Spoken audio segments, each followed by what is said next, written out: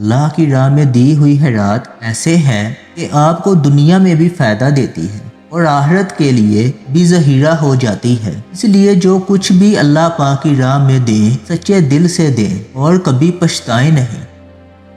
اگر آپ کہیں سفر پر جا رہے ہوں یا جانے کا ارادہ ہو تو اسے خود تک ہی محدود رکھیے، کیونکہ جہاں ہمارے چاہنے والے ہوتے ہیں وہاں کچھ لوگ ہمارے مخالف بھی ہوتے ہیں اور وہ آپ کو کہیں بھی نقصان پہنچا سکتے ہیں۔ آپ کے پاس دولت کتنی ہے، آپ کے بازوؤں میں کتنا زور ہے یا کسی بھی معاملے میں آپ طاقت رکھتے ہیں تو اسے خود تک ہی محدود رکھیں اور وقت پڑنے پر ہی اسے ظاہر کریں۔ اگر آپ کا کوئی دوست آپ کو کوئی ایسی بات بتائے جو اس کے لیے بہت اہمیت رکھتی ہو تو آپ کا پورا فرض بنتا ہے کہ آپ اس کے راز کی خود سے بھی زیادہ حفاظت کریں۔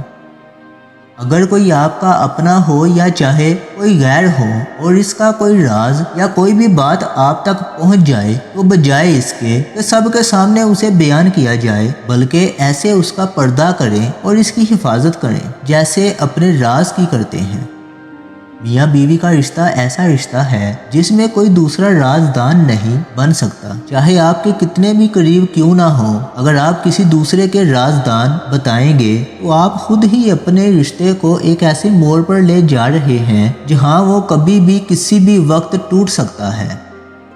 آپ کیا کھاتے ہو، آپ کی جیب بڑی ہوئی ہے یا خالی ہے، یہ سب باتیں صرف اور صرف آپ خود ہی جانتے ہیں، کیونکہ آپ سب کو بتائیں گے کہ آپ کتنا کماتے ہیں اور لوگ اپنی ضروریات کو سامنے رکھتے ہوئے آپ کے پاس آئیں گے۔ اگر تو آپ ان کی مدد کر دی تو بہت اچھا، ورنہ رشتہ ختم ہی سمجھیں۔ اور اگر آپ کم کماتے ہیں اور لوگوں کو بتاتے ہیں کہ آپ کی تو اچھی کمائی نہیں ہے تو لوگ آپ کو وہ عزت نہیں دیں گے جو آپ کو، کیونکہ آج کے دور میں زیادہ عزت پیسے والوں کو ہی دی جاتی ہے، جو ایک تلخ حقیقت ہے۔